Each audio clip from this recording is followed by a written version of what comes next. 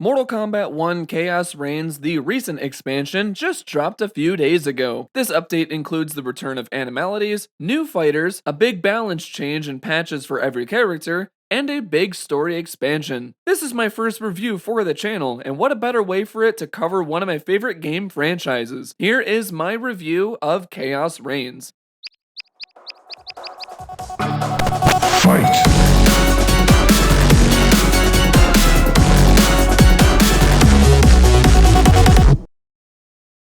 Good morning, afternoon, and evening everyone. Nick here, and welcome back to the channel. If you are new, be sure to perform a fatality on that subscribe button to become a member of the Whack Pack today, and to stay tuned for some fun Mortal content. This is actually my first real review on the channel. I may have done a quick one for MK1 back when I did all MK games ranked to close out 2023, but this will be a dedicated video about this expansion we just received. For this review, I'm going to be breaking it down into multiple sections, covering multiple features included in the expansion, both paid and free. Let's start this off with one of the biggest and most anticipated things of this expansion, that being the fighters.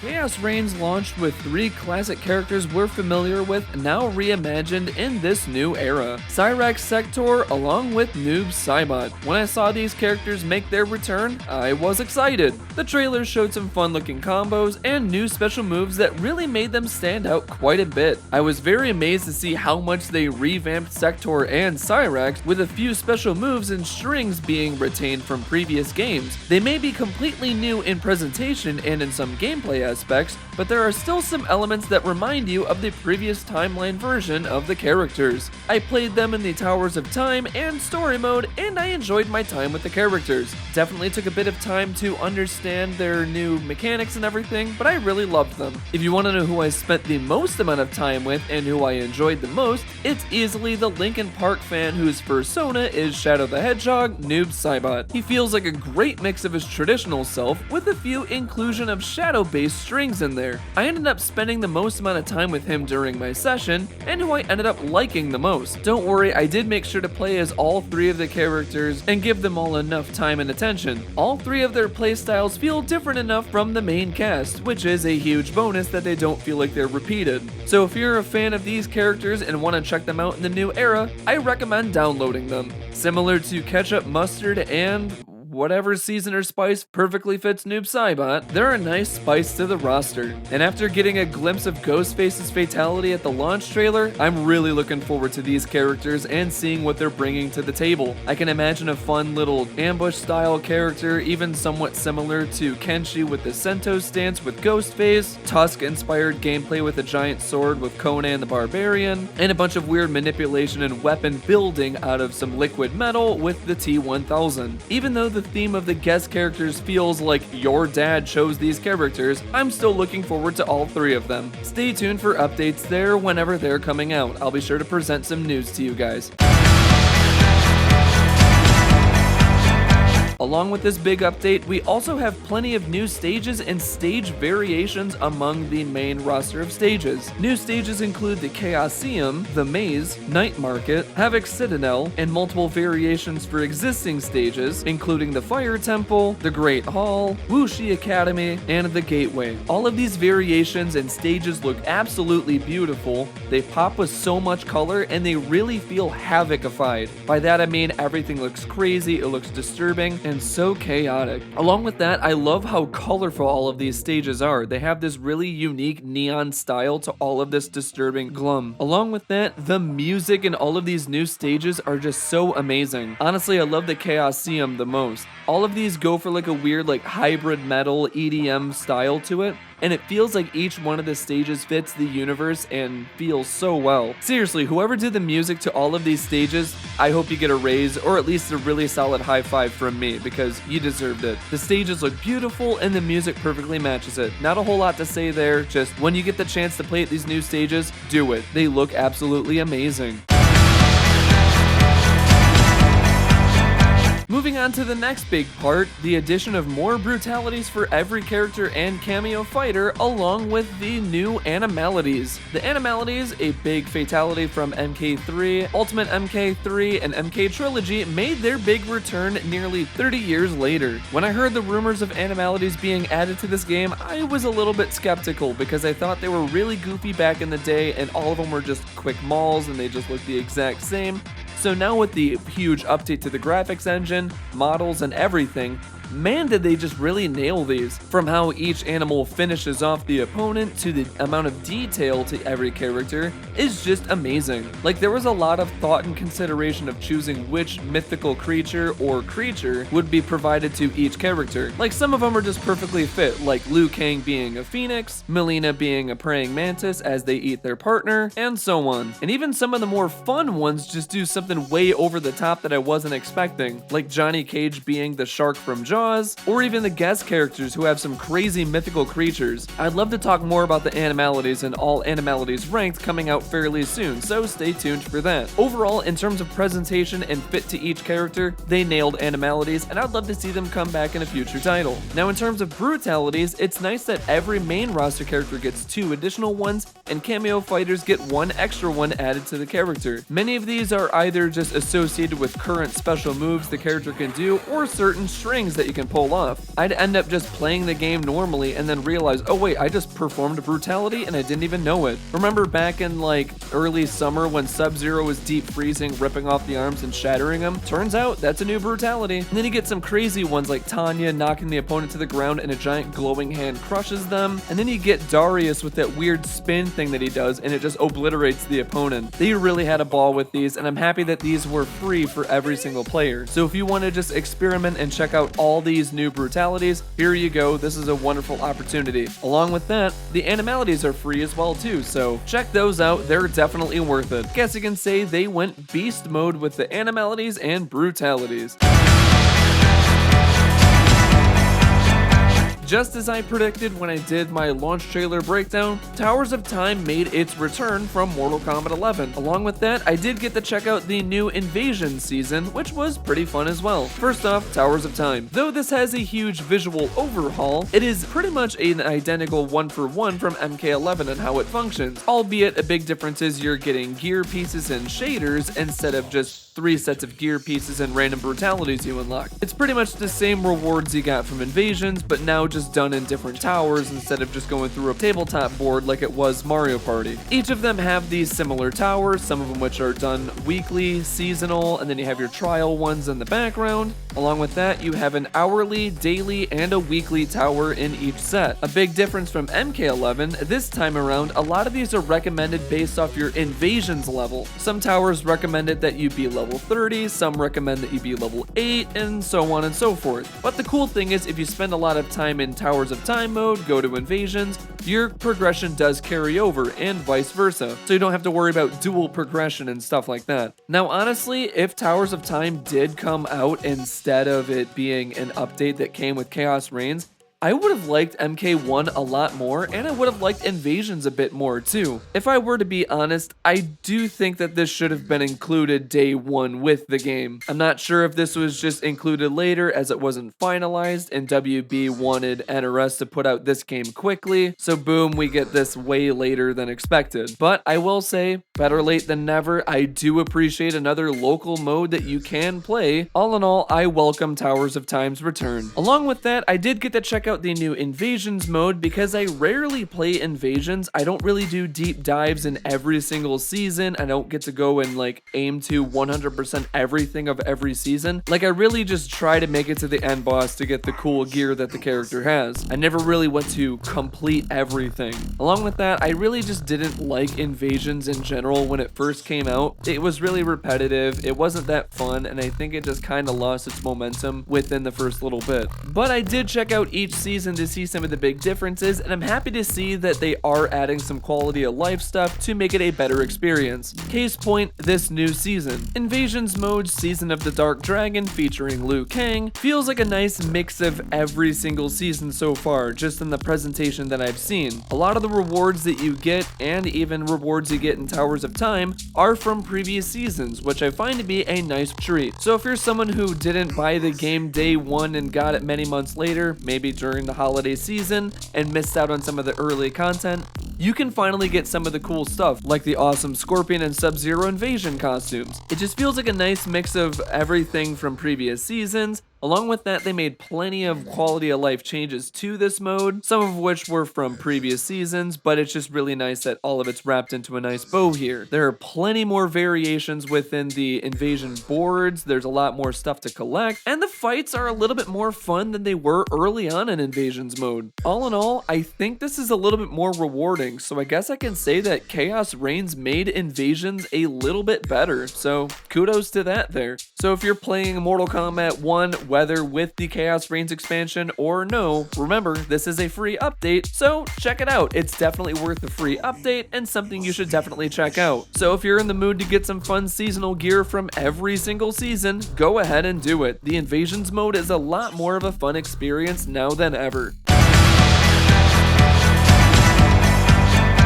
Alright, here we are. We're into the final big part of the expansion, this being the story mode expansion for Chaos Reigns.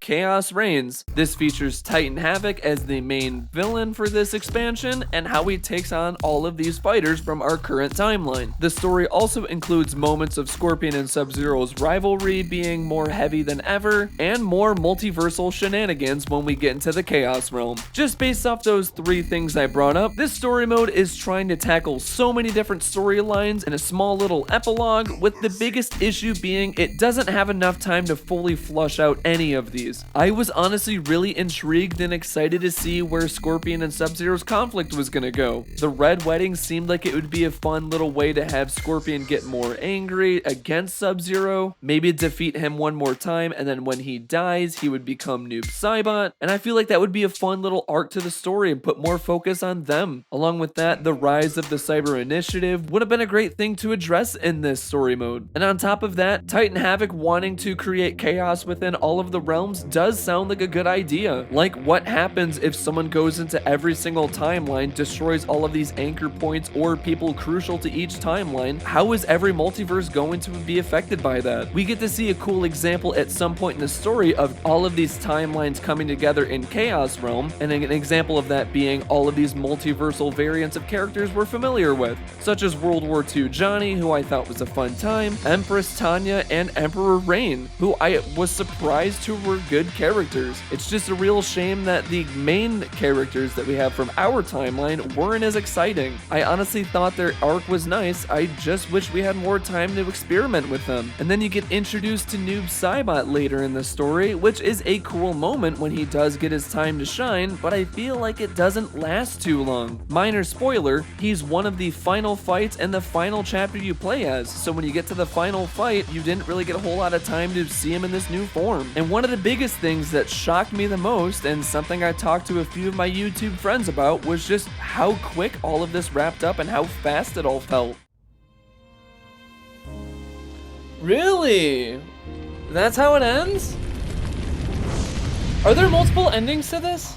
I'm kind of curious to know. Alright, is there anything at the end? Is there a post-credit scene? I just need to know. When you finally fight the final boss, the story just seems like it was missing something, or it just wanted to quickly wrap it up. There are some good ideas placed in there, but they're never truly fully executed. And honestly, I think the big issue is we're dealing with too many multiversal stuff. It introduced a lot of things into the story mode with Emperor Rain and Empress Tanya. To be fair, they did have a cool moment in the story, but I wish it just didn't detract from the main story we were meant to care about. Noob Saibot was cool and all, but he didn't get enough time to flush him out as a character character in this expansion. I really would have liked a more fleshed out moment with him and Scorpion or something. Sure, we get something like that in this story, but it's not that satisfying. Some characters are just introduced quickly into the expansion and then are quickly forgotten about. Like, where is Johnny Cage, Raiden, or Smoke? Like, they just show up very early on in the expansion and then they're gone. Like, similar to how I feel about Revenge of the Sith, there are a lot of good ideas being presented or good ideas that the writers have, but I just don't think they really get paid off in the best way. Maybe if they decided to cut the Rain and Tanya portion in this expansion story and focus more on Havoc being a threat, play up more of the Sub-Zero becoming Noob Saibot being manipulated by Havoc, and maybe give another chapter to this story mode, I think it could have been a better experience. Because even if you watched my live stream, you would notice that at the very end when the credits start rolling, I wasn't expecting it to end so quickly, like it was abruptly over like that. Overall, if they're going to continue off of this storyline, I really do think they should dial back on all the multiversal stuff. What we got teased at the end of the MK1 story mode just feels like it was kind of disappointing with what we were provided in this expansion. I will admit the characters we get to play as in this expansion are definitely a fun time and they're a fun treat. The rewards you get at the end are definitely worth it. You get some fun costumes for the characters, along with an awesome looking gear set for Titan Havoc and a Titan Havoc announcer, along with the Noob Saibot announcer. But I don't really think it's that worth it, justifying its price and how much of the story mode just isn't that wonderful at the end of the day. Even though I was still in the midst of my experience at the end of the stream and I said 7 out of 10, that was just what I said in my head, where I was like, oh, it was fine, because that's usually a go-to score of mine. Honestly, after taking some time to review it, go through the story mode again, and just kind of look at the pacing and the package overall, I definitely give the story like a 5. It's not the best, it's not the worst, I just think it's really disappointing with how hyped up it was at the end of MK1's main story, and with some of the trailer shots that we got. It just seemed like it was really hyping it up to be something crazy, dare I say chaotic. In the end, Chaos Reigns' story expansion is chaotically disappointing. So let's look at this entire package and break it all down. At the end of the day, this entire expansion does get you 3 awesome new characters that you can play as immediately, with more characters coming down the line, even though they're free, but it's part of the Invasions update. Towers of Time is a welcomed addition, even though it should have been at the base launch of the game, and Invasions getting a nice new season are some fun treats to you, even if you don't want to get the story mode or the characters. But unfortunately, the story mode is definitely the most disappointing part of this entire expansion. If you were excited to see how crazy the story was gonna get after playing the main story, you've got yourself an okay story that's fun for about 1 playthrough to get all of the rewards, but definitely a story mode I'm not gonna come back to. And lastly, the biggest thing I want to talk about is the price of this expansion. Many people were uttering how overpriced this expansion was once it was announced, and I honestly agree after what we got in this expansion. In comparison, Mortal Kombat 11 Aftermath was $40 and had 3 characters that came with it. This here, you get 6 characters, 3 currently, but 3 more coming later down the line, and an okay story mode. Personally, if you ask me, I do think the Aftermath story, even though it's very dark and disturbing compared to the main story, is slightly better in terms of quality and writing. But I do appreciate that we get more characters in this expansion. So far, 3 of them are super fun, and I'm looking forward to the other 3, but it is slightly odd that we didn't get any cameos with this update. Personally, if you ask me, I do think that both expansions, though, are overpriced. If you were to ask me, I would probably price this entire expansion at about $30 instead of $50. It is asking way too much for what you get currently. I don't know if the price is because of the license amount that they got for the characters, the price of the production of all of the stuff that went into the story mode of the expansion and all of the characters, or if they really wanted to justify the price because WB isn't doing the best right now financially and they were hoping that this would be a big winner or something like that. I can just confidently say $50 is way too much, and I'm happy that they announced that the characters are being sold separately instead. So if you do want to experience the characters, I just wait for them to go on sale or something like that. Or if the characters aren't being sold individually and this bundle does go on a massive sale, then I would recommend getting this entire bundle so you can experience it, get all the fun costumes, characters, and all of that. But where it's at right now, I wouldn't recommend it because of the price and what you get out of it. Oh, and one last thing before we get to the overall outro of the video. I've been active on Mortal Kombat Twitter, and I've been seeing a lot of discussion lately regarding the execution of the story. I know a lot of people did not like it, and I do know that people are voicing their criticism of the story, which is totally okay. Voicing your criticism is fine, as long as you're not harassing the staff behind these games. I've said both positive and negative things about the story, but if you're going out of your way just to insult the staff, harass them, and call them terrible things online, you're literally not helping, you're just part of the problem. Shame on you to those people who have been harassing the staff: Tyler, Stephanie, Derek, Ed, and Dominic. So if you're being banned by these accounts for what you're saying online, and if you're phrasing it as just criticizing the story, think again, you've probably done something worse. Seriously, grow up, you guys know better. Alright. Anyway, back to the outro. And so there you have my review of Mortal Kombat 1 Chaos Reigns. Now, we're not going to agree on every single aspect of this expansion, but let me know what you thought down below. I'd love to have a fun discussion with you down there. Also, if you are open to me doing more reviews on stuff like this, please let me know. It's something I'd love to do. Also, I want to say once again, thank you so much to all the people who tuned into the live stream. It truly meant a ton. Streaming is something I'd love to do more of down the line, so please let me know what games you'd like me to cover, along with ways I can incorporate my audience into some streaming videos. So let me know down below. While you're at it, don't forget to drop a like, subscribe, and share. Your support truly means a ton, and I can't thank you enough for all of the support we've gotten lately. Halloween is slowly approaching, and I've got some fun videos planned for the holiday season. Now, I do have all Animalities ranked that will be next on the channel, but I do have a fun ranking video that's not going to be Mortal Kombat based, but something in the spirit of the season. So we'll be slashing our way there later this October. As always, thank you so much for your continuous support. My name is Nick, and have a wonderful rest of your day. Fight!